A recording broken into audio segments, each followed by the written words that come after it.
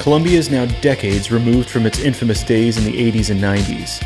It's a tourist market growing by leaps and bounds, and for good reason. The country's diversity allows it to be all things to all travelers.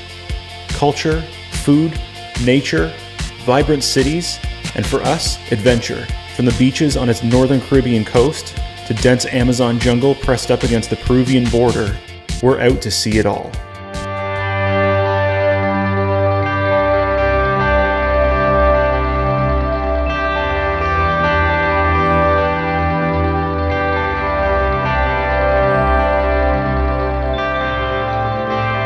We are in Boquilla, just north of Cartagena.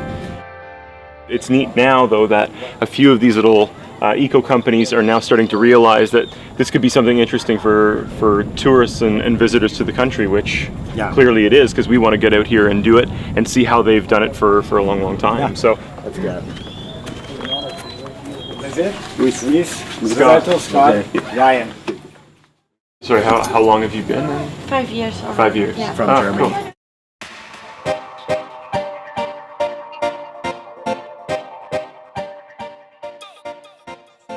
I had no idea that these mangroves were as large as they are. We've come through a small channel where the mangroves literally go over top and kind of create this whole tunnel. And basically there's three ways that they're allowed to fish here. One is the actual crab pots for catching the crab that live in here.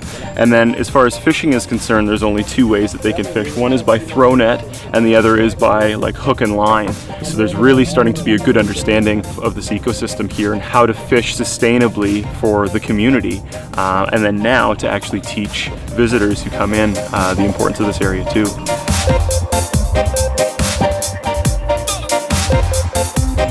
I'm gonna give this net a try. So if I picked it up correctly, put this around your wrist, and then you start basically making circles.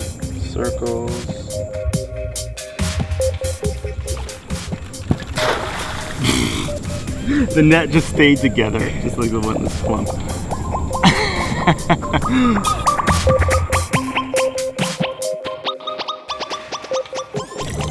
Well, it's not all bad. Look at, I caught something. It's a little crab. I'm not gonna starve. You are, Rob, but I'm not.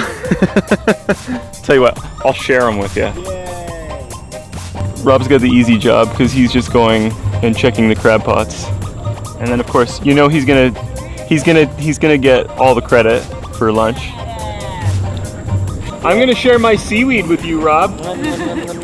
It's cool to see the difference between my erratic techniques and how precise these guys can be. They're eyeballing the current that's coming through, which is very subtle, and then they can even see bits of movement from the fish below. So you can see them just reading the water like they're reading a book.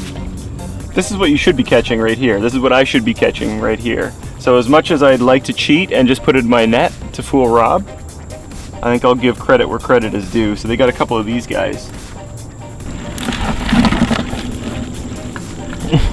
They caught some crabs here, obviously, out of the crab pots that we put in maybe 45 minutes ago. So it doesn't take too long. They've got enough of them here and the rest in the bucket. They don't want to let go.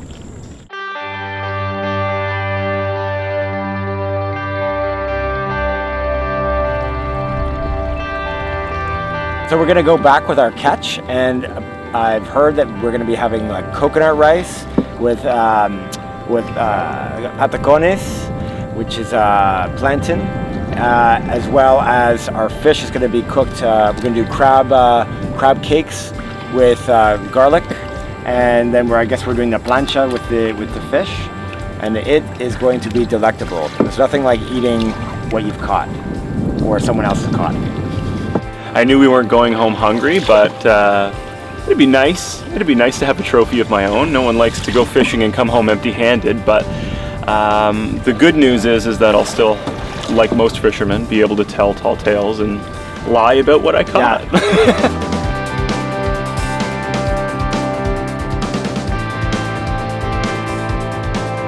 I've been told that since I didn't catch anything, I have to do some more work to earn my keep, so I'm just scooping these crabs out of the bucket and getting them into the prep pot here. Actually, that's more of a that's more of a cook pot. I didn't realize there's fire under that already.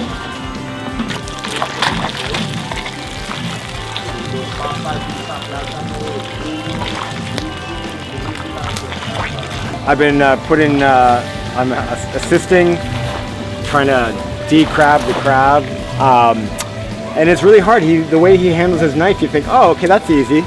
But I'm really showing my my colors that I don't spend that much time in the kitchen at home because I don't really handle knives that well, and I'm just watching this. I'm just destroying these beautiful animals with my lack of skill with the knife. And like I said, he moves with it like it's like it's part of his finger or something like that, and totally impressed.